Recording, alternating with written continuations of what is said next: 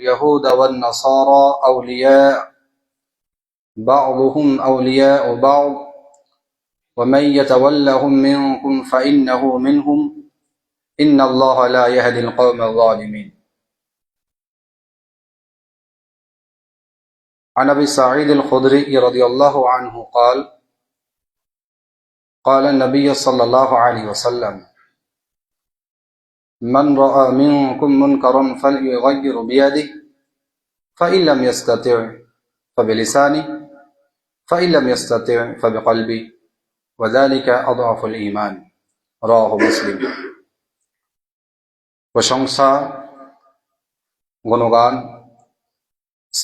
স্তুতি সে মহান আল্লাহ রাব্বুল আলামিনের দরবারে জন্য যিনি আমাদেরকে কবুল ও মঞ্জুর করেছেন, বাদে ঈশা বসার তৌফিক দিয়েছেন।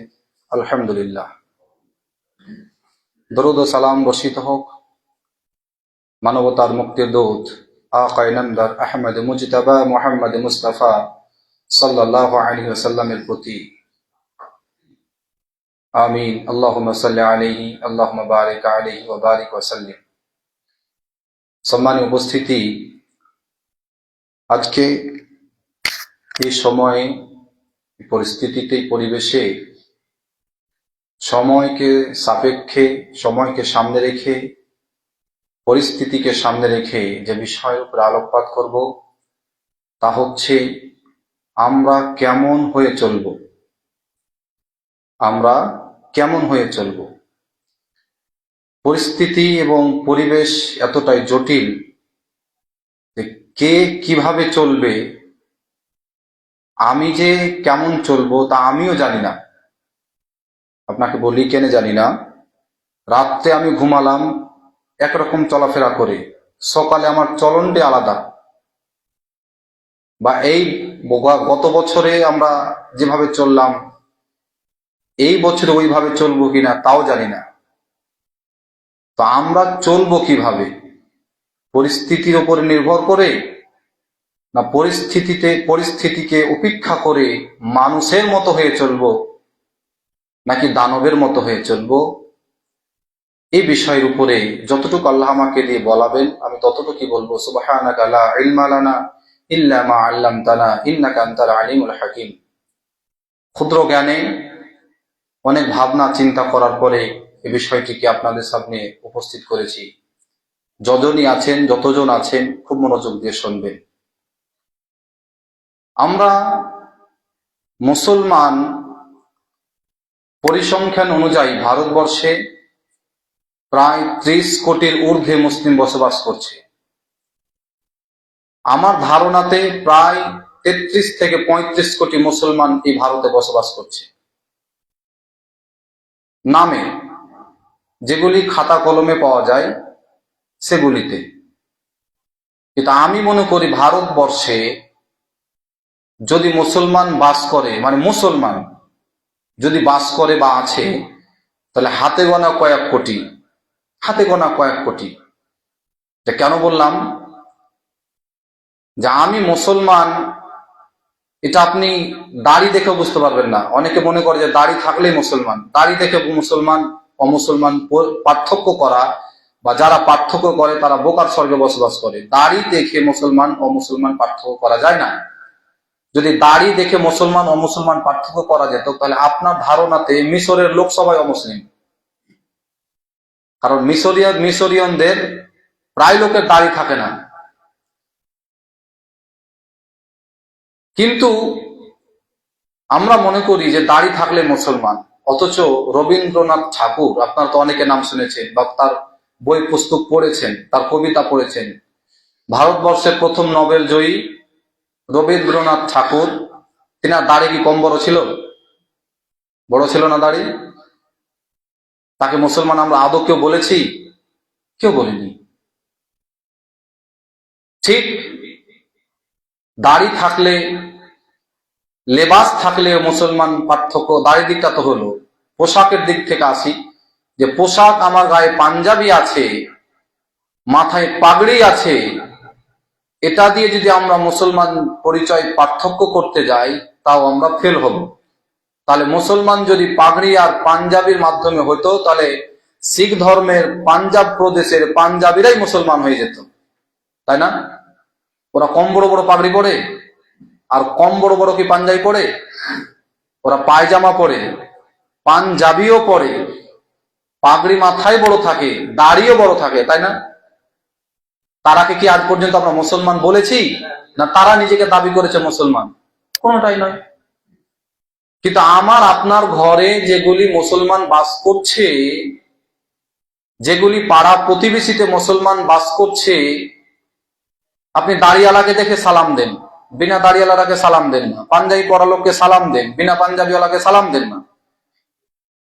তো আপনার ওই বাড়ির লোকটাকে আবার ফের মুসলমান কেন বলছেন? তার মানে বোঝা যায় মুসলমানের পরিচয় দাড়ি আর পাঞ্জাবির মধ্যে শুধু সীমাবদ্ধ নয়। আমি এগুলিকে নাকচ করছি না, আমার ভাষা বুঝিয়েন, আমি এগুলিকে নাকচ করছি না, কিন্তু শুধুই এই সব কয়েকটি বিষয়ের মধ্যে মুসলমানের পরিচয় সীমাবদ্ধ নয়। মুসলমানের পরিচয় কার মধ্যে সীমাবদ্ধ আপনি জানেন? মুসলমানের পরিচয় সীমাবদ্ধ হচ্ছে আখলাক এবং চরিত্রের মধ্যে সীমাবদ্ধ। মুসলমানের চরিত্রটাই পুরো ব্যতিক্রম, পুরোটাই আলাদা। মুসলমানের চাল চলনটাই আলাদা, যা অন্য কোন ধর্মের মানুষের সাথে 90% মিল খাবে না। 90% বললাম। বর্তমান যুগে মুসলমান আর হিন্দু যদি পার্থক্য করতে যান, বা মুসলমান গায়ের মুসলমান যদি পার্থক্য করতে যান, তাহলেও পার্থক্য করতে পারবেন কয়েকটি বিষয়কে লক্ষ্য করলে। কিন্তু আমরা জানেন দুর্ভাগ্যের বিষয়, কি করে পার্থক্য করব? এমন একটা পরিস্থিতিতে আমরা বসবাস করছি, এমন একটা পরিবেশে বসবাস করছি, যে পরিস্থিতিটা, যে পরিবেশটা এতটাই জটিল হয়ে পড়েছে যে মুসলমান কাকে বলবো আর অমুসলমান কাকে বলবো। তার মানে আমরা কোনো একটা খাপের সাথে মিশে গেছি, কোন একটা মানুষের সাথে আমরা মিশে গেছি, কোন একটা বৈশিষ্ট্যের সাথে মিশে গেছি, কোন একটা কওম বা জাতির সাথে মিশে গেছি, কোন একটা মানব রচিত বিধানের সাথে আমরা ঢুকে গেছি, কোন একটা মানব রচিত আইন এবং কানুনের প্রতি আমরা মনোনিবেশ করেছি। ফলেই আমাদেরকে পার্থক্য করাটা বড় জটিল হয়ে গেছে, যে মুসলমানকে আর অমুসলমানকে। আখলাক চরিত্র তার একটা অন্যতম বিষয়, যে মুসলমান এবং অমুসলমানকে পার্থক্য করে দেয়। সালাত তার মধ্যে অন্যতম একটা, যে অমুসলমান আর মুসলমানের মধ্যে পার্থক্য করে দেয়। আপনাকে আমি হাদিস এবং কোরআন বাদ দিয়ে সাহাবীদের উক্তি বলছি। সাহাবীদের কথাকেও হাদিস বলা হয়। যারা মাদ্রাসায় পড়েছেন বিষয়গুলি তারা বুঝবে, বা যারা আলেমদের সাথে সম্পর্ক রাখা ভালো বেশি বেশি তারা বুঝবে। হাদিস, সাহাবীদের কথা কামকেও হাদিস বলা হয়, তবে প্রাধান্য ওইভাবে পাবে না যেভাবে রাসূলের কথা কাজের কাজকে দেওয়া যাবে। সম্মানিত উপস্থিতি, আল্লাহ রাসূল সাল্লাল্লাহু আলাইহি ওয়াসাল্লামের সাহাবীরা মুসলমান ও মুসলমানের পার্থক্যটা এভাবে করতেন, যে যারা আজান হলো, সলাতের ওয়াক্ত হলো আর নামাজে গেল, সলাতের জন্য মসজিদে গেল জামাত আদায় করবে বলে, তারাকে আমরা মুসলমান ভাবতাম। মুসলমান ইমান এনেছে, আল্লাহর প্রতি বিশ্বাস রাখে, আল্লাহকে ভয় করে, ফলে তার ইমানের পরে দ্বিতীয় কাজটা হচ্ছে সলাত আদায় করা। তো এরা মুসলমান, তাই নামাজে আসে, আমরা যেমন আসি। আর যাকে দেখতাম যে নামাজে আসে কিন্তু জামাতে বিলম্ব করে, জামাতে আসে না, ইচ্ছা মতো জামাত ছেড়ে দেই, আবার পরবর্তীতে পরে একে জামাতে শরীক হওয়া দেখতে পাওয়া যায় না, তাকে আমরা মুনাফিক বলতাম। কারণ মুনাফিকরা রাসূলের পিছনে নামাজ পড়তে অনীহা পোষণ করত, এবং তারা একাকী নামাজ পড়তো। নামাজ পড়ে কিন্তু তারা মুনাফিক, নামাজ পড়ে জামাতে তারা মুসলমান। আর যাকে দেখতাম যে জামাতেও পড়ে না, একা একাও পড়ে না, কাজাও করে না, নামাজই পড়ে না, তাকে ভাবতাম এটা কাফের, এটা মুশরিক, এটা বেদিন, এটা বেধর্মী, ধর্মকর্ম বুঝে না, দিন ধ্যানের জ্ঞান সেরকম একটা নেই, তাই আসে না, একা হলেও পড়ে না। তো সাহাবীদের উক্তিটা ছিল এরকম, চিন্তাধারাটা এরকম। আমি আপনি কি করে বুঝবো বলেন? আপনি সলাতেও এলেন না, আপনার কাছে যখন সাদাকার কথা বলা যায় তাতে আপনি গুরুত্ব দেন না, মানে কোন একটা ইসলামের বিধান আপনার কাছে চলমান বিদ্যমান নেই, যেটা দিয়ে আপনি প্রমাণ করে জোর গলায় উৎকণ্ঠের সাথে আপনি বলবেন যে হ্যাঁ আমি এই কাজটা করি, এটা মুসলমানের বৈশিষ্ট্য। এমন একটা কাজের কথা আপনি বলুন, বা আপনার ছেলেকে যে আপনি প্রমাণ করেন যে আমার ছেলে এই কাজটা করে নিয়মিত, যেটা ইসলামের অংশ। বলেন দেখে আপনাকে আমি মূর্খ প্রমাণ করে যাব, আপনি অশিক্ষিত। আপনি বলুন শুধু আমার সামনে যে হ্যাঁ আমার ছেলেটা এই চলন্ত একটা এমন ইবাদত করে যেটা শরীয়তে আছে, যেটাও ছাড়ে না, এমন একটা কাজ করে যেটাও বাদ দেয় না, অথচ সেটা কোরআন এবং হাদিসের নির্দেশনা আছে, আল্লাহর আইনের সীমাবদ্ধ, আল্লাহর আইনের মধ্যে, আর আমার ছেলে সেটা করে। আপনি বলেন দেখি, ও যদি নিয়মিত দানই করে, এতই যদি আল্লাহ বিল্লাহ বুঝে, তো এমন একটা কাজ আছে যেখানে টাকার ব্যাপার নেই, এমন একটা কাজ আছে যেখানে ভালো পোশাকের ব্যাপার নেই, এমন একটা ইবাদত আছে যেখানে গরিবের বিষয় নেই, এমন একটা ইবাদত আছে যেখানে বৃদ্ধর কোনো বিষয় নেই, যুবকের কোনো বিষয় নেই, নারীর কোনো বিষয় নেই, পুরুষের কোনো বিষয় নেই, 10 বছরের বয়স হয়ে গেছে, 12 বছর হয়নি, তা সেটার কোনো বিষয় নেই। এমন একটা কাজ আছে যেটা সকলের উপরে ফরজ, ঈমান আনার পরে পরে সবার উপরে ফরজ, তার নাম কি? কি বলেন তো? সালাত, নামাজ। গরিবও বোঝে না, ধনীও বোঝে না, রোগীও বোঝে না, সুস্থও বোঝে না, অসুস্থও বোঝে না, বর্ষাও বোঝে না, গ্রীষ্মও বোঝে না, শীত বোঝে না, হেমন্তকাল বোঝে না, শরৎকাল বোঝে না, বসন্তকাল বোঝে না, মহৎকাল বোঝে না, শীতকাল বোঝে না, কোন কালই বোঝে না, তার নাম কি? সালাত। দেশে আছেন বুঝে না, বিদেশে আছেন বুঝে না, বাড়িতে আছেন বুঝে না, হাসপাতালের বেডে আছে তাও বুঝে না, তার নাম কি? সালাত। আচ্ছা, নামাজ পড়তে গেটে ঢুকছেন, সালাতের জন্য গেটে এসেছেন, এমন একটা মসজিদে নামাজ পড়তে গেছেন, আপনি প্রমাণ দিবেন যে যেখানে গেটে ঢুকা মাত্র 1000 টাকা আগে চেক কাটতে হবে, তারপর নামাজ পড়তে দেবে।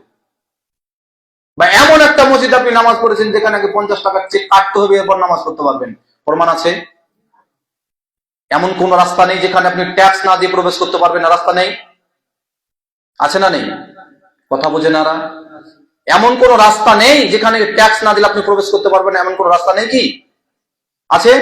জঙ্গিপুর গেলে ট্যাক্স লাগবে আপনাকে, জঙ্গিপুর গেলে ট্যাক্স লাগবে, আপনি 4 চাকা নিয়ে যান, ট্যাক্স লাগবে না? অথচ মানুষ ট্যাক্স দেই, এরপরও জঙ্গিপুর যায়, যায় না?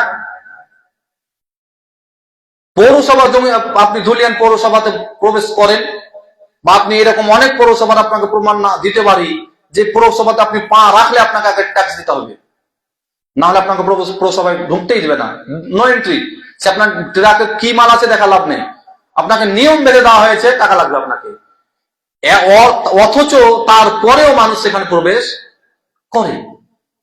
মসজিদের গেটে কোন একটা মানুষ এসে বসলো না, বললো না যে চেকটা না কাটলে আপনাকে প্রবেশ করতে দেব না, এরপরে মানুষ এখানে নেই।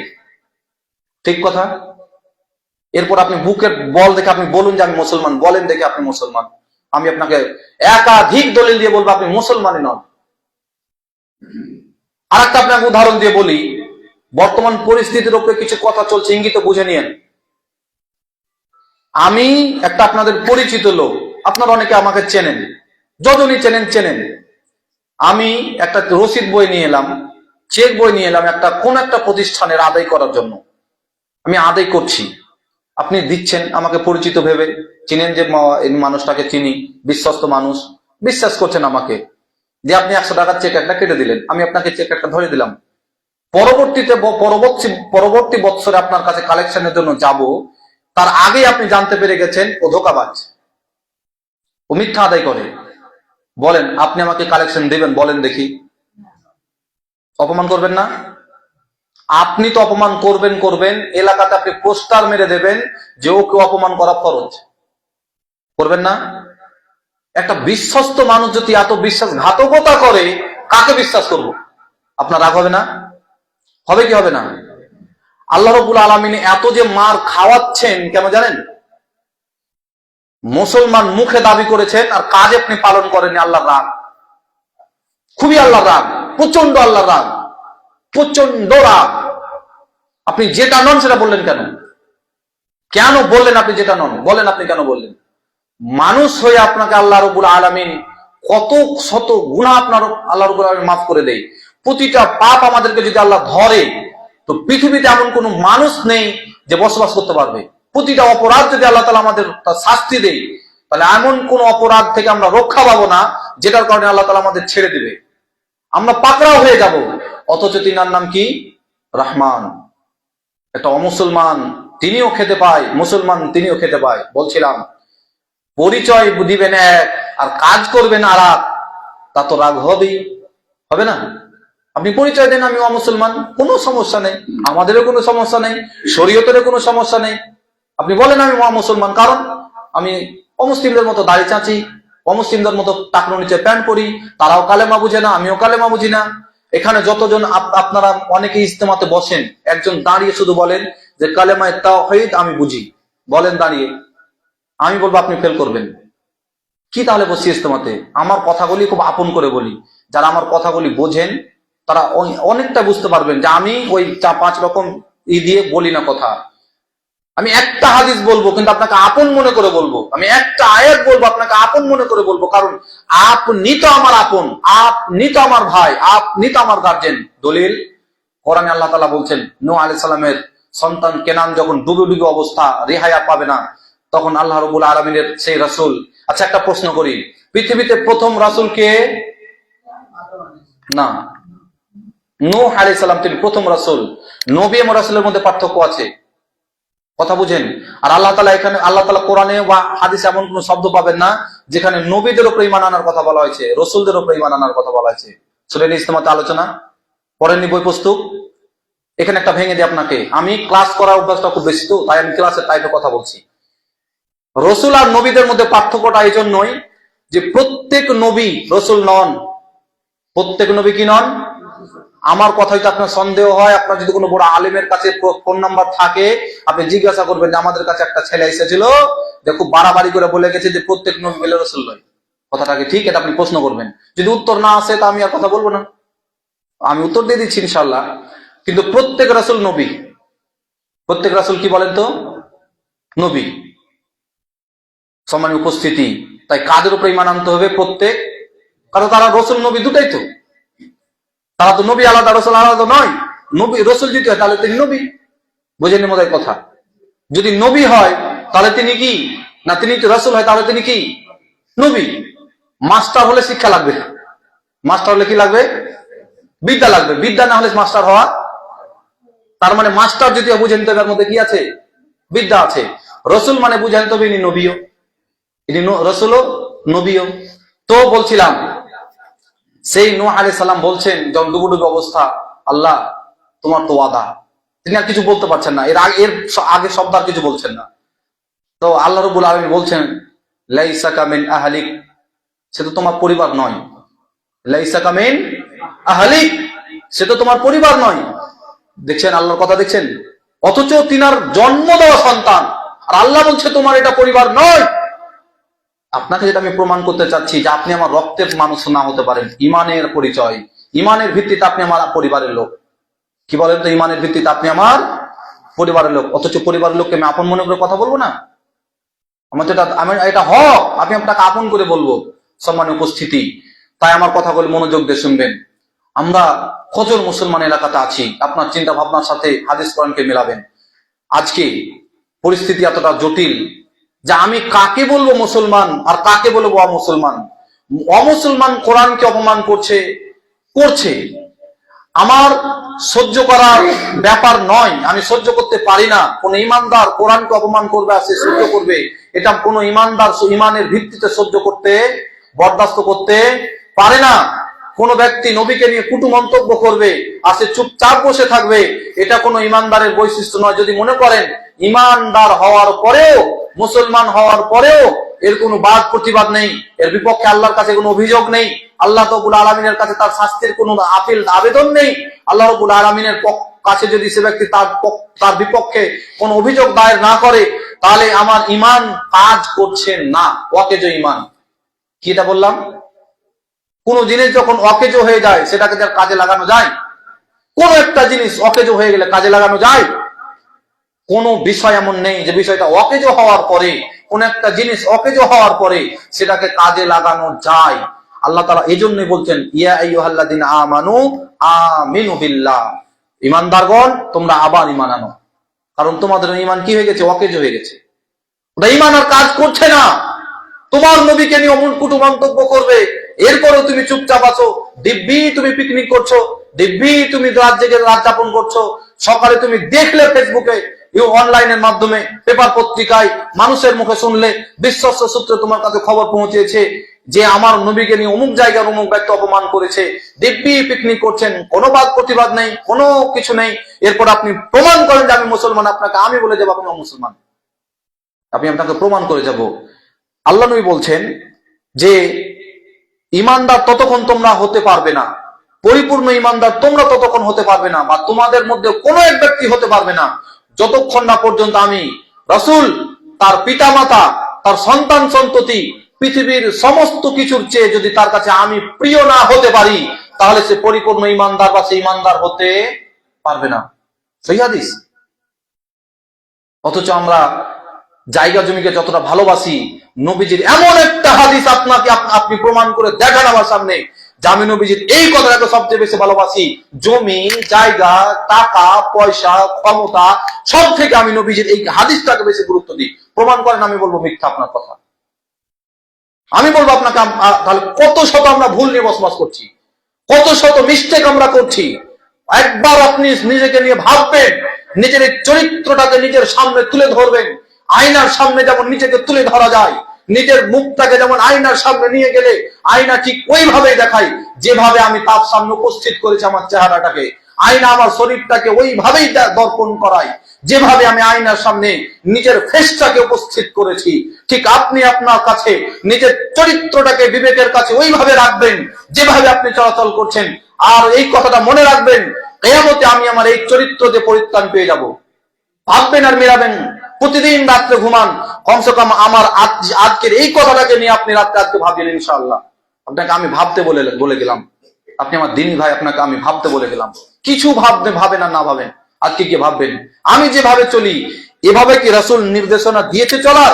আমি যেভাবে কথা বলি এটা কি নবীজির রেখে যাওয়া পদ্ধতির মধ্যে? আমি যেভাবে ইনকাম করি এটা কি নবীজির রেখে যাওয়া পদ্ধতির মধ্যে? আমি যেভাবে মানুষের সাথে সম্পর্ক গড়ে তুলেছি এটা কি নবীজির রেখে যাওয়া পদ্ধতির মধ্যে? আমি যেভাবে মানুষের সাথে সম্পর্ক বিচ্ছিন্ন করি এটা কি নবীজির রেখে যাওয়া সম্পর্ক পদ্ধতির মধ্যে? আপনি ভাববেন। ফুফুর সাথে আপনার সম্পর্ক ভালো নেই কেন আপনি প্রশ্ন করবেন? আপনার বোনের সাথে আপনার সম্পর্ক ভালো নেই কেন আপনি প্রশ্ন করবেন? আপনার বোন আপনার বাড়িতে 2 বছর থেকে আসেনি কেন আপনি প্রশ্ন করবেন? কেন আসেনি প্রশ্ন করবেন, আসবে না নয়, আসেনি কেন প্রশ্ন করবেন? নিজের মেয়ে 6 মাস ধরে আপনার বাড়িতে আসে না মানে, বাপের সাথে ফোনে যোগাযোগ এখনো বা কোনো মাধ্যম ছাড়া বাপের সাথে যোগাযোগ নেই মানে, কেন নেই নিজেকে প্রশ্ন করবেন। তার মানে ভাববেন আপনি অযোগ্য বাপ, আপনি অযোগ্য ভাতিজা, আপনি অযোগ্য ভাই। বোন আপনার সাথে সম্পর্ক ছিন্ন করেছে, আপনি ছিন্ন করার কাজ করেছেন, ফলে কেন করেছেন আপনি? অথচ আল্লাহ রাসূল সাল্লাল্লাহু আলাইহি ওয়াসাল্লাম বলছেন, সহিহ মুসলিমের হাদিস, 3 দিনের বেশি কোন মুসলমানের সাথে আরেক মুসলমানের সম্পর্ক বিচ্ছিন্ন করা জায়েজ নয়। চলবেন আপনার সাথে কেন, কি কারণে করব? আল্লাহর জন্য মেনে যেতে পারি না আমরা? আল্লাহর জন্য সেটা মানিয়ে নিতে পারি না? আল্লাহর জন্য একটু সহ্য করতে পারি না? আল্লাহর জন্য একটু কষ্ট করতে পারি না? নাজাত পরিত্রাণের জন্য আমরা একটু কষ্ট সাধন করতে পারি না? নাজাত পরিত্রাণের জন্য আপনার সাথে সম্পর্ক সুদৃঢ় করতে পারি না? নাজাত পরিত্রাণের জন্য আপনি আপনার পাশে বিপদের সময় দাঁড়াতে পারি না? নাজাত পরিত্রাণের জন্য আমি আপনাকে সাহায্য সহযোগিতা করতে পারি না? নাজাত পরিত্রাণের জন্য বিপদের সম্মুখে আপনাকে আমি বন্ধু হিসেবে পেতে পারি না? আপনি আমাকে সাহায্য করতে পারেন না? নাজাতের জন্য যদি সবকিছু হয়, তাহলে এখন আপনার সাথে আপনার মেয়ের সম্পর্ক ভালো নয় কেন? কেন ভালো নয় বলুন? কেন আপনার বোন আপনাকে গিয়ে বলবে ভাই জমি সম্পত্তি ভাগ নেব না, তোরা ভাগ করে নিবি না কেন প্রশ্ন করতে হবে আপনাকে? দুটা বিষয়, বড় আলেম ওলামা এখানে আছেন। এক, নায়ের জন্য দলিল হয় না, আবার আরেকটা এমন বিষয় আছে যেটা নায়ের জন্য দলিল হতে হবে। ইবাদত, যখন ইবাদতের মাসলাক আসবে, ইবাদতের ভালো কাজের যখন কোনো মাসলাক আসবে, হাত তুলে দোয়া করে আল্লাহর কাছে, এটা ইবাদত না ইবাদত নয়? আদ-দুআ মুখুল ইবাদা, ইবাদত হচ্ছে এক প্রকারের ইবাদত। আপনি যখন দোয়া করবেন, আমি আপনাকে এই কথা বলতে পারি, এর দলিল দেন। বুঝেননি মনে কথা? কারণ ইবাদতের জন্য কি হতে হবে বললাম? দলিল হতে হবে।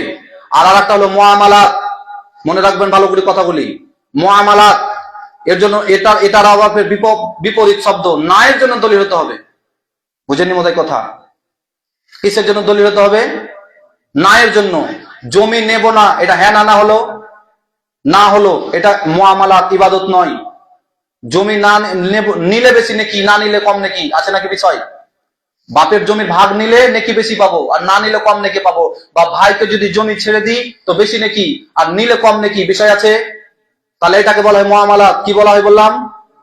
মুআমালাত। মুআমালাতের জন্য নায়ের দলিল হতে হবে। নায়ের দলিল তুই নিবি না কেন? দলিল প্রমাণ দে। কেন নিবি না তুই? দলিল বল। দলিল দে বোন। বাটাবাট তুই দলিল দে আগে, তারপর বল। যদি না নেওয়ার বিধান না থাকে তো নিস না, যা। বুঝেননি বোধহয় কথা? এটা হবে কথা। অথচ অত শত শত বাপ, শত ভাই এখানে বসে আছেন, এখানে আছেন, অনেক জায়গাতে আছে, অনেকে আছে, যখনই মেয়ে বলে দেয় জমি নিব না, বাপ হাসছে। অথচ বাপের উচিত ছিল দলিল দে। বুঝেননি বোধহয় কথা?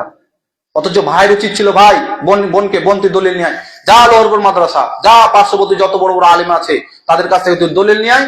নেবো না, এর নায়ের পক্ষে দলিল নিয়ে আয়। বুঝেনি বোধহয় কথা? আমরা ইসলাম কি বুঝলাম এত ধরে ইসলামাতে বসে? বলেন কি বললাম? বুঝলাম এই বুঝলাম যে আমাদের চরিত্রটা এরকম হতে হবে, যে সম্পত্তি না নিলে ভালো। এই আমরা এই মুসলমান হওয়ার পরে এই আমরা বুঝলাম যে আমার সাথে বন্ধুত্ব ছিল একটা ভাইয়ের, সে বন্ধুত্ব আমার সাথে বিচ্ছিন্ন করলো। এটা এমনি বুঝে, এটা আমাকে বুঝতে হবে কেন বিচ্ছিন্ন করলো। এটাও মুআমালাত। ইবাদত এবং মুআমালাত আমাদের বুঝে উঠতে হবে, বুঝতে হবে। এই জন্য ইজতেমার সংখ্যা আরো বাড়াতে হবে, মানুষকে ধরে ধরে আরো নিয়ে আসতে হবে, মানুষের দ্বারে দ্বারে আমাদের পৌঁছতে হবে, দাওয়াতের পত্র নিয়ে ইসলামকে নিয়ে পৌঁছতে হবে। যে আজ থেকে 200 বছর 300 বছর আগে এই ভারতের মাটিতে যেভাবে ইসলামের প্রচার এবং প্রসার হয়েছে, ঠিক একই পদ্ধতিতে আমাদের হাঁটতে হবে। কারণ বর্তমানে মাদ্রাসাগুলিকে উঠিয়ে দেওয়ার একটা বিশাল ষড়যন্ত্র চলছে, মসজিদ ভেঙে দেওয়ার বিশাল একটা ষড়যন্ত্র চলছে। আমরা মসজিদ থাকলে এবার দাওয়াতি কাজ করবো ইনশাআল্লাহ, মাদ্রাসা না থাকলে দাওয়াতি কাজ করবো ইনশাআল্লাহ, দেহে শ্বাস আছে মানে দাওয়াতের কাজ করবো ইনশাআল্লাহ, ইমান যতদিন আছে ততদিন দাওয়াতের কাজ করবে বলে ইনশাআল্লাহ। সম্মানীয় উপস্থিতি, দুটি বিষয় আপনাকে আমাকে বুঝতে হবে, ইবাদত এবং মুআমালাত। মনে থাকবে? মনে থাকবে ইনশাআল্লাহ। ইনশাআল্লাহ আল্লাহ তাআলা একটা কঠিন কথা বলেছেন এবং সাবধান কথা বলেছেন। ওই সাবধানের আয়াতটাই তেলাওয়াত করেছি। সম্ভাব্যপর সূরা আনআম, তাকে সূরাটার নাম ভুলে গেছি। তো আল্লাহ তাআলা বলছেন, সূরা আল মায়েদার 51 নম্বর আয়াত, আল্লাহ তাআলা বলছেন, ইয়া আইয়ুহাল্লাযিনা আমানু। আমরা যে এখানে ঈমানদার এনেছি। আরেকটা কথা বলি, আমার কথাগুলি একটু ক্লাস টাইপের আমি প্রথমে বলেছি না? বলেছি কিনা? আমার কথা আপনারা বুঝতে পারছেন তো? পারছেন? ইমানদার আর মুসলমান দুটা জিনিস আলাদা। মুসলমান আর মোমেন দুটা জিনিস কি বললাম? আলাদা। বুঝেছেন কথা? ইমানদার কাকে বলে দেখাবো আপনাকে, শুনেন। ইমানদার প্রকাশ্যে আল্লাহকে ভয় করে, গোপনে আল্লাহকে ভয় করে। ইমানদার সবার সামনে আল্লাহকে ভয় করে, একা থাকে আল্লাহকে ভয় করবে, দিনে আল্লাহকে ভয় করবে, রাতে আল্লাহকে ভয় করবে। এমন একটা বিষয় তার সামনে আসবে না যে বিষয়টাকে সম্পূর্ণ করার আগে সে আল্লাহকে ভয় করবে না। এটা ইমানদারের কাজ। কার কাজ?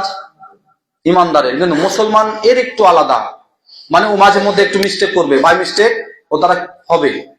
বুঝেছেন কথা? আর আল্লাহ তাআলা ওই কথাটাই বলেছেন সূরা আল ইমরানের মধ্যে, ওয়ালা তামুতুন্না ইল্লা ওয়া আনতুম মুসলিমুন। মুসলমান না হয়ে মরিও না। অর্থাৎ তুমি চুরি করতে পারো, তুমি জেনা তোমার দ্বারা হয়ে যেতে পারে, মিথ্যা কথা তোমার একাত্তু বলা হয়ে যেতে পারে, তবে ঈমান, মুসলমান মানে ঈমান থাকতে হবে। মুসলমান মানে কি থাকতে হবে? এটা একবারে মাথা দিয়ে কথাগুলি বলে রাখবেন, তাহলে আপনি অনেক জায়গাতে আল্লাহ রাব্বুল আলামিন যা আছেন এটা আপনার স্মরণে থাকবে। আল্লাহ রাব্বুল আলামিন ছাড়া আমার যে কোনো দ্বিতীয় উপাস্য নেই, এটা আপনার স্মরণে থাকবে। আল্লাহ রাব্বুল আলামিন ব্যতীত আমার বিপদের সাথী, আমার সহযোগী, সাহায্যকারী, আপন বলতে কেউ নেই আল্লাহ রাব্বুল আলামিন ছাড়া। তিনি বলছেন মুসলমান না হয়ে মরিও না, কারণ মুসলমানের মধ্যে কি থাকতে হবে বললাম? ঈমান থাকতে হবে। আর ঈমানদারের মধ্যে কি থাকবে? বাহ্যিক এবং উহ্য, দুটি বিষয়, বাহ্যিক এবং উহ্য। সকল ক্ষেত্রে আল্লাহর ভয় তার মধ্যে। আপনি দেখবেন ডাইরেক্ট আল্লাহর ভয় চলছে, আর লুকিয়ে যখন থাকবে কেউ দেখছে না, কিন্তু সে দেখবে আমাকে আল্লাহ দেখছে, এমন ভয় তার মধ্যে কাজ করবে। তখন ভাববেন যে আমি ইমানদার। আমি কি? ইমানদার। আল্লাহ তাআলা মুসলমান না হয়ে মরতে মানা করেছেন।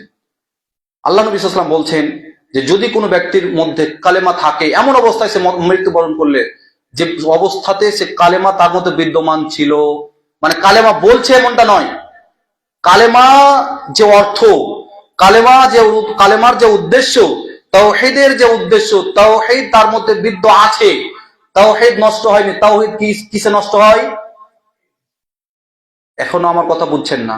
তাওহীদ কিসে নষ্ট হয়? শিরক করলে। কি করলে? শিরক করলে, তার মানে শিরিক করেনি এমন অবস্থায় সে মরছে, তার মানে তাওহীদ আছে। যদি শিরিক না থাকে কি আছে? কি আছে? যদি শিরিক না থাকে কোন মানুষের ব্যক্তির মধ্যে, তাওহীদ আছে। তাওহীদ যদি না থাকে কোন ব্যক্তির মধ্যে কি আছে? শিরিক এবং তাওহীদ দুটি বিপরীত শব্দ। তাওহীদ যদি কোনো ব্যক্তি মানে, শিরিক মানে না। শিরিক যদি কোনো ব্যক্তি মানে, তাওহীদ মানে না। এজন্য যারা তাওহীদের কথা বলে আর যারা জ্বলে, তাওহীদের কথা শুনে যারা জ্বলে, তার মধ্যে কি আছে? শিরিক আছে। আর তাওহীদের কথা শুনে আনন্দ পায়, ভালো লাগে, শুনতে মজা লাগে, কি নেই? শিরিক নেই। তো শিরিক নেই, তাওহীদ আছে, এমন অবস্থায় যদি মরে, তাকে আল্লাহ রাব্বুল আলামিন জান্নাতে নিয়ে যাবেন। সাহাবী আবু যার রাদিয়াল্লাহু আনহু বলছেন, ইয়া রাসূলুল্লাহ, ওয়া ইন জানা ওয়া ইন সারাকা, সে যদি চুরিও করে, জিনাও করে, তবেও কি জান্নাতে যাবে? ক্বালা রাসূলুল্লাহ সাল্লাল্লাহু আলাইহি ওয়াসাল্লাম, আল্লাহ নবী সাল্লাল্লাহু আলাইহি ওয়াসাল্লাম বললেন, ওয়া ইন জানা ওয়া ইন সারাকা। এই বাক্যটা আবু যার কয়েকবার জিজ্ঞাসা করলেন, আল্লাহ নবী ওই কয়েকবার উত্তর দিলেন, হ্যাঁ, চুরি করলেও, জিনা করলেও জান্নাতে যাবে, যদি তাওহীদ থাকা অবস্থায় মৃত্যুবরণ করে। তারপরে যখন আবু যার শেষ বেলা জিজ্ঞাসা করছেন, ওয়াইন জানা ওয়াইন সারাকা, চুরি করলেও, জিনা করলেও, আল্লাহ নবী তখন একটু রাগ মেজাজ নিয়ে বলছেন, আবু যারের ধ্বংস হোক। আমি নবী বলছি সে চুরি করলে, জিনা করলে জান্নাতে যাবে, আমি নবী বলছি, আর তুমি একই কথা বারবার বলছো, মানে বুঝেনি মোদের কথা? অর্থাৎ মুসলমান হয়ে মরতে গেলে চুরি থাকতে পারে, জেনা থাকতে পারে, তবে জান্নাত থেকে মাহরুম হবে না, জান্নাত থেকে বের করে দেওয়া হবে না। একদিন না একদিন পাপ মোচন করে জাহান্নাম থেকে হলেও জান্নাতে নিয়ে আসা হবে। কিন্তু যদি দান করেন, মসজিদ বানিয়ে দাঁড়ান, রাস্তা নির্মাণ করে দাঁড়ান, মানুষের জনকল্যাণমুখী কাজ করেন, আর যদি আপনার তাওহীদকে শিরকের কাছে বিক্রি করে দেন, তাবিজের কাছে যদি নিজেকে বিক্রি করে দেন, যতই ভালো কাজ করে থাকেন, পৃথিবীর সবাই বলছে আল্লাহ তুমি তাকে জান্নাতুল ফেরদাউস দি, আল্লাহ বলছে তো ফেরদাউস দিবি না, জাহান্নামের ওই জায়গাটা নেবে, আমার রেডি করা আছে। আমার কথা বুঝেছেন? আজকে আমরা ইজতেমাতে বসার পরেও যদি একটা তাবিজের কাছে যদি আমার ইমানকে বিক্রি করে দেই, তাহলে ভাববেন যে আমি সবচেয়ে পৃথিবীতে যদি কোনো বিষয় সস্তা থাকে, সবচেয়ে যদি কোনো জঘন্য মানুষ থাকে, তো আমি সে মানুষটা। পৃথিবীতে যদি কোনো আবর্জনা থাকে, তো আমি সে আবর্জনা, যে আমি একটা তাবিজের কাছে কি বিক্রি করেছি? ইমান বিক্রি করেছি। আপনাকে আমি বলি, আল্লাহ রাগ কেন হয়? আচ্ছা, একটা স্বর্ণের টুকরা, এত বড় একটা স্বর্ণের টুকরা, যদি একটা 20 আনা পয়সা, আগে তো 20 আনা 20 আনা ছিল, ওই তখনকার 20 আনা পয়সাতে যদি এখন একটা 1 কিলো ওজনের স্বর্ণের টুকরা যদি বিক্রি করি, আমার উপরে রাখবেন না? আবার আমার পরিবারের লোক রাখবে না? ইমান একটা দামি বিষয়, ইমান একটা দামি বিষয়। সেই ইমানকে তুমি একটা ভিতরে সাবান ভরা আছে এমন একটা তাবিজের কাছে বিক্রি করছো, আল্লাহ রাগ হবে না? রাগ হবে না? বুঝে আমার কথা বুঝতে পারছেন? তাই তাওহীদকে টিকে রাখতে হবে। আর চরিত্রটা, এই যে কিছুক্ষণ আগে বললাম, সামনে আরো বলছি, আমি বেশি দীর্ঘ করব না, আপনাদেরকে বিরক্ত করবো ইনশাআল্লাহ। আল্লাহ বলছেন, ইয়া আইয়ুহাল্লাযিনা আমানু লা তাত্তাখিযুল ইয়াহুদা ওয়ান নাসারা, ঈমানদারগণ, তোমরা যারা আল্লাহকে বিশ্বাস করো, আমার উপরে ঈমান আছে, তারা, তোমরা একটা কথা বলছি, ইহুদি খ্রিস্টানদেরকে তোমরা অন্তরঙ্গ বন্ধু করিও না, অন্তরঙ্গ বন্ধু করিও না। আউলিয়া এই শব্দটা বড়ই একটা মানে সূক্ষ্ম বিষয়। আরবিতে বন্ধুর ক্ষেত্রে সাধারণ বন্ধু আর অন্তরঙ্গ বন্ধু পার্থক্য নেই। প্রিয় বন্ধু মানে খাস বন্ধু, আর অখাস বন্ধু মানে আপনার সাথে আমার পরিচয় আছে, উঠা বসা, একটু এক কাপ চাটা হয়, শেষ, ওখানে শেষ। কিন্তু এমন বন্ধু আছে যে আমার মনে কি কইছে এখন কথা গলা সব বলছি, আমার পরিবারে কি হয়েছে, কত কষ্ট আমি আছি এখন বলছি, এমন বন্ধু হয় না? না খুব কাছের এমন একটা বন্ধু হয় না মানুষের জীবনে? হয়।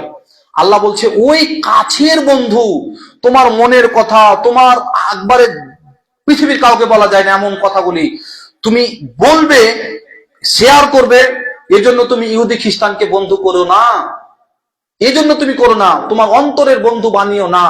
বন্ধুর দুইটা ভাগ বলে দিলাম, আর আরবিতে দুটা শব্দ হয়, আউলিয়া বা ওয়ালি, ওয়ালি বা আউলিয়া, ওলি এক বচন, আউলিয়া বহু বচন।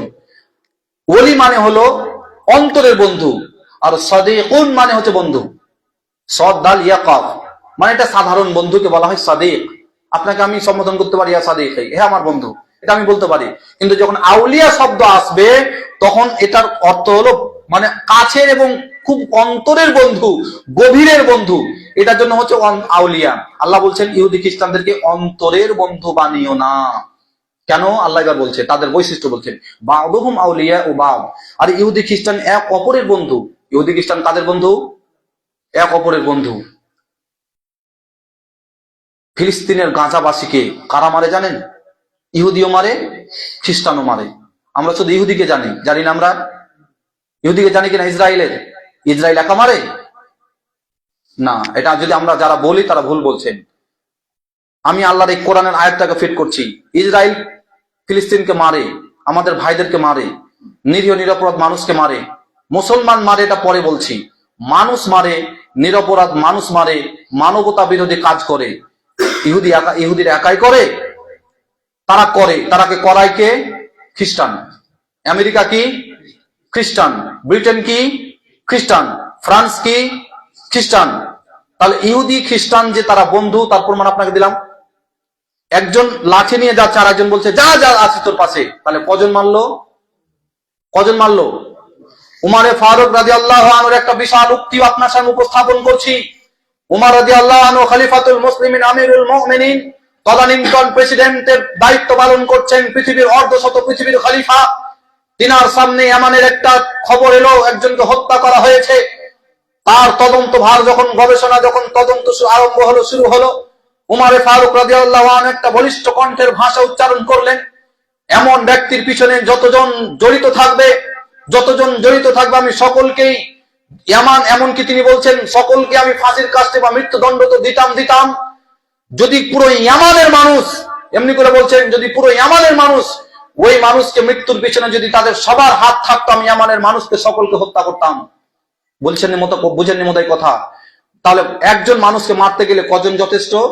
একজন। কজন যথেষ্ট? দুজন। কজন যথেষ্ট? তিনজন। আচ্ছা, একজন মানুষকে মারার জন্য 10 জন যথেষ্ট হয়? 10 জন লাগে? জি লাগে। লাগে না? একজন রাস্তা বলে দিলেন, একজন জায়গা বলে দিলেন, একজন কারণ বলে দিলেন, এরা সবাই জড়িত। এরা কি বললাম? এই ভারতের মাটিতে যদি কোনোদিন ইসলাম প্রতিষ্ঠিত হয়, প্রতিষ্ঠা পায়, আমার কথা অনলাইনে যেতে পারে, আমার কথা আপনার সকলের কাছে যেতে পারে। আমি নির্ভীক একটা বলিষ্ঠ কণ্ঠে কথা বলছি। ভারতের মাটিতে যদি কোনোদিন এইরকম ইসলাম আসে, তাহলে মানুষ হত্যা যে হচ্ছে ভারতবর্ষে আনাচে কানাচে যেখানে সেখানে, মানুষ হত্যা এমন ভাবে বন্ধ করা হবে, প্রতিরোধ করা হবে। মানুষ হত্যা করবে এটা মানুষ ভুলে যাবে। এমন ভাবে ইসলাম মানুষকে প্রতিষ্ঠাতা, ইসলাম মানুষকে নিরাপত্তা দিয়েছে যে মানুষ মারবে এটা মানুষ ভুলে যাবে। এটা হলো ইসলামের আইন। ইসলামকে নিয়ে তোমরা কটূক্তি করো, বেটা ইসলামের ধারে কাছে তুমি যাওনি। ইসলাম 3 তলা, তুমি ইসলামের ফাইল গুলো 3 তলাতে আছে, তুমি সিঁড়ির কাছে চাপনি, ওই জন্য তোমার খুব রাগ হয়। তুমি একটু গিয়ে দেখো, গন্ধ পেলে তুমি মুসলমান হবে ইনশাআল্লাহ। বলি ইনশাআল্লাহ। ইসলামের গন্ধ উমর ফারুক পেয়েছে, মুসলমান হয়নি। ইসলামের গন্ধ যখন সেই যুবক সাহাবি পেল, তখন মুসলমান হতে বাধ্য হলো। ইসলামের গন্ধ যখন আমেরিকার সেই কোরআনের ভুল ধরতে এলো, কোরআনের ভুল বের করতে গিয়ে নিজের জীবনের ভুলগুলিকে পরিবর্তন করে মুসলমান হয়ে গেল, হয়নি? আজকেও বর্তমানে ভারতবর্ষের 3 বছর আগে সাবরিমালা তামিলনাড়ুর একজন মহিলা কোরআনের ভুল বুঝতে গিয়ে নিজের জীবনের ভুল বুঝে ইসলাম কবুল করতে বাধ্য হয়। বেটা তুমি অসীম সরকার কোথায় আছো? তুমি মুসলমান হবা তো কাছে যাও। দূর থেকে বলছো তো, তাই তোমাকে একটু ভালো লাগছে বলতে। তোমার চেয়ে কম বেশি, তুমি উমারের থেকে বেশি কঠোর নও। তুই উমারের চেয়ে তোমাকে আমি বেশি খারাপ মনে করি না। অথচ উমার পৃথিবীতে জান্নাতের সুসংবাদ গ্রহণ করে মৃত্যুবরণ করেছেন, কারণ ইসলাম তাকে নরম বানিয়ে দিয়েছে, ইসলাম তাকে ভদ্র বানিয়ে দিয়েছে। তুমি ভদ্র হবা, ইসলামের ধারে কাছে যাও। তুমি দূরে আছো তাই তোমাকে খুব খারাপ লাগছে। অন্তরঙ্গ বন্ধু ইহুদি খ্রিস্টানদেরকে মানা করেছেন বানাতে কে? তারা কারা? এক অপরের কাছের বন্ধু। এক অপরের কিসের বন্ধু? কাছের বন্ধু। এবার আল্লাহ বলছেন,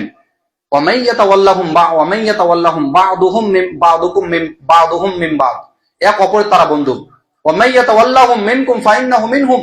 তোমাদের মধ্যে যদি, ইমানদারকে আল্লাহ এবার বলছে, তোমাদের মধ্যে হতে যদি কোনো ব্যক্তি আমার এই কথা থেকে, আমার এই নিয়ম থেকে যদি মুখ ফিরিয়ে নেই, আর তাদের সাথে বন্ধুতালি গড়ে নেই, কাছের বন্ধু, কাজের বন্ধু, মনের বন্ধু, অন্তরের বন্ধু যদি বানিয়ে ফেলে ইহুদি এবং খ্রিস্টানদেরকে, পৃথিবীর কোন অমুসলিমকে যদি কোনো মুসলমান, পৃথিবীর অমুসলিমকে যদি কোনো ইমানদার, পৃথিবীর কোনো বেঈমান, ধোঁকাবাজ, মিথ্যুক, চোর, ছাত্রদেরকে যদি কোন ব্যক্তি যদি কাছের এবং কাজের মানুষ বানিয়ে ফেলে, মুসলমান হওয়ার পরে যদি অমুসলমানদেরকে যদি নিজের পরিবারের দুঃখের কথাগুলি শেয়ার করে, নিজের স্ত্রীর কথাগুলি শেয়ার করে, নিজের চাল চরিত্রগুলি যদি তাদের সামনে ফুটিয়ে তোলে, নিজের দেখাগুলি যদি তার সামনে ফুটিয়ে তোলো, তোমার ধর্মের বিবরণগুলি যদি তার সামনে ওইভাবে ফুটিয়ে তোলো, তোমার চাল চরিত্রকে যদি তাদের সামনে ফুটিয়ে তোলো অন্তরে বন্ধু মনে করে, তাহলে আল্লাহ বলছেন তাহলে তারা তাদের মধ্যে, সে কোনো ব্যক্তি যদি তাদেরকে অন্তরের বন্ধু বানিয়ে ফেলে, তাহলে সে ব্যক্তি তাদের মধ্যে, কাদের মধ্যে? ইহুদি এবং খ্রিস্টানদের মধ্যে। আল্লাহ কত ভালোবাসেন আমাকে বলে নেবেন। সাধারণ বন্ধু আপনি ইহুদিকে বানাতে পারেন, হিন্দুকে আপনি বন্ধু বানাতে পারেন, তবে সেটা কি বন্ধু হবে? সাধারণ বন্ধু। সে যেমন আমাকে বন্ধু মনে করেছে, আমি তাকে সেরকম বন্ধু মনে করি। পৃথিবীতে মনে রাখবেন, আপনাকে একটা কথা বলে যাই, পৃথিবীতে কোনোদিন মুসলমানের বন্ধু বা মুসলমান হয়নি, কাছের এবং কাজের বন্ধু হয়নি। যদি হতো তাহলে আজকে ফিলিস্তিন স্বাধীন রাষ্ট্র গঠন হোক, এই জন্য 100 কটা রাষ্ট্র ভোট দিল, এরপর ফিলিস্তিন স্বাধীন রাষ্ট্র গঠন হয়নি কেন? কারণ এটা কোথায় সীমাবদ্ধ? মুখে সীমাবদ্ধ। এটা কোথায় সীমাবদ্ধ বললাম? মুখে সীমাবদ্ধ। যদি এখানে সীমাবদ্ধ হতো, এখানকার যদি এটা কথা হতো, ভোটটা যদি এখান থেকে বের হতো, তাহলে আজকে ফিলিস্তিন স্বাধীন রাষ্ট্র গঠন। তাহলে তারা আমাদেরকে বন্ধু মনে করে না কাছের কাজের, আমরা কেন তাদের কাছের কাজে বন্ধু মনে করবো? এটা আল্লাহ আমাদেরকে ভালোবেসে বললেন না খারাপ মনে করে? ভালোবাসেন। আল্লাহর ভালোবাসা আপনি বুঝতে পারলেন? এখানে আল্লাহর ভালোবাসাটা বুঝতে পারলেন? আল্লাহ আপনাকে কতটা ভালোবাসে। শেষে আল্লাহ তাআলা আপনাকে হুঁশিয়ার করছেন, ইন্নাল্লাহা লা ইয়াহদিল কওমাজ জালিমিন। আল্লাহ জালিম সম্প্রদায়কে, অত্যাচারী সম্প্রদায়কে, যে অত্যাচার করে নিরপরাধ নির্দোষ মানুষদেরকে, শিশু বাচ্চা ছেলের মুখের আহারকে কেড়ে নেই, শিশু বাচ্চা ছেলেকে জোরপূর্বক ভাবে জয় শ্রীরাম বলতে বাধ্য করে, কে কি খাবে, কে কি পড়বে, কে কিভাবে চলবে, কে কিভাবে কথা বলবে, কার চলার ঢং কি হবে, কার বাড়ির রং কি হবে, কার মুখের ভাষা কি হবে, যারা এইরকম ভাবে মানুষের উপরে জোরপূর্বক চাপিয়ে দিয়ে শোষণের রাজনীতি করে, শোষণের নিয়ম চালু করে, আল্লাহ বলছেন তাদেরকে হেদায়েত আমি আল্লাহ নিজে দেই না। আমি আল্লাহ তাদের হেদায়েত দেই না। হেদায়েত যদি পেতে হয় তবে মানবতা মুখী কাজ করতে হবে। হেদায়েত যদি পেতে হয় শিশুদের প্রতি স্নেহ করতে হবে, নারীদের নিরাপত্তা দিতে হবে। হেদায়েত যদি পেতে হয় মানুষ হিসেবে যদি মৃত্যুবরণ করতে হয়, মানবতার চরিত্র নিয়ে যদি মৃত্যুবরণ করতে হয়, তাহলে সকলের উপরে সহানুভূতির হাত থাকবে। হিন্দু যদি ক্ষমতায় যায়, মুসলমানের উপরে, খ্রিস্টানদের উপরে, সকল ধর্মের মানুষের উপরে হাত বুলাবে। স্নেহের হাত, মায়ার হাত, মমতার হাত, তার সংস্পর্শে গেলে নিজেকে শান্তি ভাব অনুভব করব। আর যদি কোনো মুসলমান ক্ষমতায় যায় আর তার রাজত্বের মধ্যে যদি কোনো অমুসলমান বসবাস করে, সে অমুসলমানরা গর্বের সাথে বলবে আমরা গর্বিত যে এইরকম একটা প্রেসিডেন্ট পেয়েছি, আমরা গর্বিত যে এরকম একটা নেতা পেয়েছি, আমরা গর্বিত যেরকম একটা রাজা মহারাজা পেয়েছি, আমরা গর্বিত আমার এলাকার সরকারটা এত ভালো, আমরা আমি গর্বিত যে আমি একজন এত সুন্দর বাবার সন্তান, আমি গর্বিত এত সুন্দর ইমামের মুক্তাদি, আমরা গর্বিত এত সুন্দর হেড মোদাররিস সাহেবের মাদ্রাসার শিক্ষক, আমরা গর্বিত এমন এলাকাতে আমাদের জন্য একজন ইমাম আছে, আমরা গর্বিত। আপনাকে নিয়ে যখন গর্ববোধ করবেন, ভাববেন আপনি সৎ পথে আছেন। আর যখন আপনার বিরোধিতা করছেন 80% মানুষ, 90% মানুষ, আপনি তখন জালেমের কাতারে আছেন। ভেবে নিন আপনি। আল্লাহ বলছেন, আল্লাহ রাসূল বলছেন, মান রাআ মিনকুম মুনকারান ফালইউগাইয়িরু বিয়াদি। তোমার সামনে অপরাধ হচ্ছে, তোমার সামনে অত্যাচার হচ্ছে, অপরাধ হচ্ছে, প্রতিবাদ করো হাত দিয়ে, প্রতিহত করো হাত দিয়ে, ওটা অফ করো, সেটা বন্ধ করো হাত দিয়ে। যদি ক্ষমতা না হয় হাত দিয়ে প্রতিবাদ করার, ফাইলাম ইস্তাতে, ক্ষমতা যদি না হয়, ফাবে লিসানি, মুখ দ্বারা তুমি বলো, মুখের দ্বারা তুমি বলো এটা খারাপ, এটা করলে ক্ষতিকর দিকগুলি তার সামনে তুলে ধরো, তার ক্ষতিকর দিকগুলি তার সামনে তুলে ধরো। আমরা শুধু লাভের দিকটা যখন শুনি তখন খুব ভালো লাগে, আর যখন ক্ষতির দিকটা শুনি তখন খারাপ লাগে না? অথচ ক্ষতির দিকটাকে সবচেয়ে বেশি যদি কোনো ব্যক্তি মনে রাখে, তো সে লাভের দিকটা বেশি তাড়াতাড়ি খুঁজে পাবে। ক্ষতির রাস্তাটা আপনি খুঁজেন, লাভের রাস্তা পেয়ে যাবেন। লাভ আর ক্ষতি বিপরীত শব্দ নয়। এটা করলে আমার ক্ষতি হবে, তাহলে না করলে লাভ। এটা বললে আমার ক্ষতি হবে, তাহলে না বললে লাভ। এটা দিলে আমার ক্ষতি হবে, না দিলে লাভ। বুঝেননি বোধহয় কথা? তাহলে ক্ষতিটা বুঝতে শিখুন, লাভ বুঝে যাবেন। ক্ষতিটাকে বুঝতে শিখুন, লাভ বুঝে যাবেন। খারাপটা বুঝতে শিখুন, ভালো খুঁজে পেয়ে যাবেন। ভালো যদি চিনতে চান, খারাপ দিকটাকে লক্ষ্য করেন। ভালো যদি চিনতে চান, খারাপ দিকটাকে লক্ষ্য করেন। আপনাকে ভালো হতে আপনি নিজেই উদ্বুদ্ধ হয়ে যাবেন। যদি হাত দ্বারা, মুখ দ্বারাও যদি ক্ষমতা না হয় আপনার প্রতিবাদ করার, অন্তর থেকে ঘৃণা করেন। এই কথাটা বলে আমার কথা শেষ করব। অনেক হাদিস আপনার সামনে নিয়ে এসেছিলাম, একটা আয়াতের তাফসীর করতে গিয়ে সময় লাগবেই, কারণ কোরআন তো 23 বছরে নাজিল হয়েছে, তাই না? আর একটা আয়াত, এমন দিন গেছে যে একটা দিনে শুধু একটা আয়াতই নাজিল হয়েছে, একটা দিনে একটা আয়াত নাজিল হয়েছে। আর ওই আয়াতটাকে নিয়ে আল্লাহ রাসূল সাহাবীদের বলেছে। তাহলে একটা দিনে তিনারা একটা আয়াত বুঝেছেন। তাহলে আমরা এমন হতে পারে না যে একটা হাদিস, একটা আয়াত বুঝতে গিয়ে 1 ঘন্টা সময় চলে যেতে পারে? হতে পারে না? ওই হয় না বলে আমরা বেশি ক্ষতির মধ্যে, ওই বুঝি না ওইভাবে, ওই জন্য আমরা বেশি ক্ষতির মধ্যে, তাই না? এই কথাটাকে আমার আজকে বুঝে যাবেন। অনেকগুলি কথা শুনলেন, এটা আমার বুঝে যাবেন। আপনাদের অনুরোধ, অন্ততকে ঘৃণা করা কাকে বলে? অন্ততকে ঘৃণা করার মানে হলো না করা। এটা একদম শর্টে। অন্ততকে ঘৃণা করা মানে হলো কি বললাম? না করা। কোনো ব্যক্তি একটা কাজ করছে আর আপনি সেটাকে ঘৃণা করছেন, তার মানে আপনি করছেন না, ফলে আপনি ঘৃণা করছেন। আপনি ঘৃণাও করছেন, বলছেন আমি ঘৃণাও করি, আর আবার করেন এমন কাজ। আপনাকে একটা কাজ বলে দিই শুধু, আপনি ঘৃণা করেন, কিন্তু আপনি করেন। বলি একটা কাজ, বিয়ে বাড়ির প্যান্ডেল আপনি ঘৃণা করেন। আমার সামনে কোনো মেয়ে খেতে বসুক, বা আমি আমার পরিপূর্ণ খাবার না খেয়ে উঠে যাই, এটা আমার ঘৃণা লাগে, খারাপ লাগে। খাবারটা খেয়ে উঠবো, এটা ঠিক, কিন্তু পরিপূর্ণ খাবার খেলাম না, এটা খারাপ লাগে। কেন যে আমার একজন চেয়ার ধরে আছে আর বাকি গেলা উঠে গেছে, তো আমাকে খারাপ লাগছে উঠতে, আর আমার সামনে একটা মেয়ে খাচ্ছে, তখনও খারাপ লাগছে আমাকে। কিন্তু আপনি বলছেন খারাপ লাগছে, আর ছেলের বিয়ে যখন দিচ্ছেন তখন ওই হুবাহু প্যান্ডেল করছেন। বলেন, ওখানে খারাপ বললেন আর এখানে করছেন, এটাকে খারাপ বলে? এটাকে অন্তর থেকে ঘৃণা করা বলে? নিয়ে আসেন দেখি কোন আলেম নিয়ে আসবেন আপনি, তাকে আমি খাতা কলম দিয়ে বলবো আপনার ভুল কথা। খারাপ মনে করি মানে করবো না, যেটা খারাপ করব না। কাউকে দেখেছি করতে, আমাকে খারাপ লাগছে, ওটা করবো না। আমি আপনাকে বলে যাই, আজ 98.5 পয়েন্ট মুসলমান সমাজে আজকে ইহুদি খ্রিস্টানদের চাল চরিত্র নিয়ে বিয়ে শুরু হচ্ছে, আর সম্পূর্ণ হচ্ছে ইহুদি খ্রিস্টানদের রীতির উপরে। একটা জিনিস খালি বাকি আছে, ওই জিনিসটা হলো যে মৌলবি দিয়ে বিয়ে পড়াতে হবে। আমি বলি যেটা বাদ দিয়ে দেন, 500 টাকাও বাঁচবেন, 1000 টাকাও বাঁচবেন। আর মৌলবি ক্ষণকাতে যে মানা করতে যাবে, এগুলা করতে হয় না, ওগুলা করতে হয় না, ওগুলা করতে হয় না, ক্ষণকাতে এটাও শুনতে হবে না, কিচ্ছু শুনতে হবে না আপনাকে ইসলামের কথা। আপনি এটা বাদ দিয়ে দেন, বাদ দেন এটা। এইটুকু রেখে কোনো লাভ আছে? পুরো শরীর উলঙ্গ, পুরো মাঠ আমার উলঙ্গ, আর মাথার উপরে টুপি দিয়ে নামাজ পড়তে এসেছি। বলেন তো কোন ব্যক্তি আমাকে সম্মান করবেন, আর কোন ব্যক্তি আমাকে বলবেন ভদ্র মানুষ? বলবেন? এই বিবাহ দেখা থেকে শুরু করে কবুল পড়া পর্যন্ত, খাওয়া পর্যন্ত, পেটে ছেলা আসা পর্যন্ত, যা রসম রেওয়াজ কাজকর্ম চলছে সবই ইহুদি খ্রিস্টানদের মতো করে। আর বিয়েটা পড়াবেন নবীজির তরিকায়, মানে কথা বলেন মানে আপনি মানুষ, আপনি ইসলামের উপরে আছেন। এটা তো শুধু আপনি জড়িত নন, আমরাও কিছু জড়িত আছি। ওই যে সমাজ দেখতে গিয়ে, আমার পরিবারের কথা বলছে, আমার পরিবারের কথা, আমার আব্বা আমাকে অনেকে এখানে চেনেন, আমার পরিবারও চেনেন। আমার আব্বা অনেক কাজ করতে বলে আমাকে, সমাজকে দেখতে গিয়ে আমি বলি সমাজের দাম নেই। যে সমাজ আমাকে দাম দেয় না, সে সমাজের আমার কাছে দাম আছে মানে? जो दुनिया की जरूरत हमारी नहीं है, वो दुनिया की जरूरत हमें है। যে দুনিয়ার দরকার আমাকে নেই, সেই দুনিয়ার দরকার আমার। যে মানুষের দরকার, যে মানুষের কাছে আমার কোনো দাম নেই, সে মানুষের দাম আমার কাছে হবে? তাহলে ভুলের মধ্যে আছি আমরা। আপনি যে আপনার স্ত্রীর রক্তের প্রয়োজন পড়ছেন, বলছেন চাচা তো ভাইটাকে রক্তের জন্য চল করে, ভাই তোর গ্রুপের সাথে মিল আছে, সে যাচ্ছে না, সে যাবে না, সে রক্ত দেবে না, আর আপনি তাকে বড় যাত্রী করে নিয়ে যাচ্ছেন। মানে আপনাকে সে আপন মনে করেন, আপনি তাকে আপন মনে করেন, মানে আপনাকে উদাহরণ দিয়ে বলি কথা বলছি। সমাজ আপনাকে আপন মনে করেন, আপনি সমাজকে আপন মনে করেন, মানে সমাজ আপনাকে কাছে টেনে নেয়নি, আপনার কথায় গুরুত্ব দেয়নি। আপনি সমাজের কথাতে কেন গুরুত্ব দেবেন? সমাজের গুরুত্ব তখন দেবেন যখন তারা আপনার গুরুত্ব দেবে, আল্লাহ রাসূলের গুরুত্ব দেবে, আল্লাহর কথায় গুরুত্ব দেবে, তখন আপনি তাকে গুরুত্ব দেবেন। তার আগে যদি আপনি সমাজকে গুরুত্ব দেন, তাহলে আপনি ভুলের মধ্যে আছেন, আপনিও তাদের মধ্যে আছেন।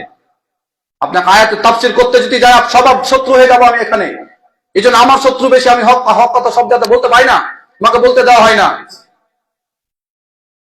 সম্মানীয় উপস্থিতি, তবে আপনাকে আমি ভালোবাসি ফলে বলছি, মুসলমান হয়ে যদি বাঁচতে হয়, তাহলে এমন একটা কাজ করবেন না যেটা মুসলমানের, ইনশাআল্লাহ। এম থেকে যদি আমাকে ফেলে দেওয়া হয়, ফেলে দিক। আমার সামনে যদি তলোয়ার নিয়ে আসা হোক, আমার সামনে যদি আমার সামনে আমি দেখতে পাচ্ছি মৃত্যু আমার সামনে এসে হাজির হোক, আমার সামনে হাজির। এরপর আমি ওই মৃত্যুর ভয়ে আমি ইসলামের একটা রসম রেওয়াজকে আমি বাতিল করতে পারি না, সেটাকে আমি বাদ দিতে পারি না। যেটা আমার ইমানের খাতরা হতে পারে, যেটা আমার ইমানের সমস্যা হতে পারে, এমন কোন কাজ আমার সামনে আসবে আর আমি সেটা গ্রহণ করে নেব, করতে পারি না আমরা ইনশাআল্লাহ।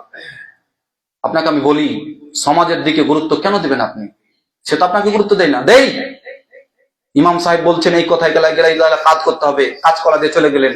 আর ওই ইমামের আবার বিয়ে পড়াশোনা দরকার হয়, মানে আমার মতো ইমাম তো হলে বলেই দিবে আমার দরকার ছিল না কথাতে, আর আপনার বিয়ে পড়াতে দরকার, মানে ওই যে ম্যারেজে লোক এসেছে, হয় না কাজ, হবে না কাজ, চলে তো পারে।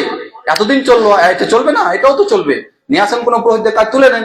এতদিন পুরোহিতদের রসম রেওয়াজ আপনার মধ্যে থাকলো, আর আজকে আমার রসম রেওয়াজ যাবে, মানে যান কাজ চালিয়ে নেন। সম্মানীয় উপস্থিতি, আল্লাহর কাছে দোয়া করব যে অন্তর থেকে ঘৃণা করার মানে হলো এটাই যে নিজে ওই কাজে না জড়িত হওয়া, ব্যাস, নিজে ওর সাথে কোনো সম্পর্ক না রাখা, এটাই হলো অন্তর থেকে ঘৃণা করা। আপনি, ছেলে মেয়ে, আপনার পরিবার, আপনারা সকলেই আসি আমরা যেন ইসলামের পথে নিজেকে গড়ে তুলতে পারি।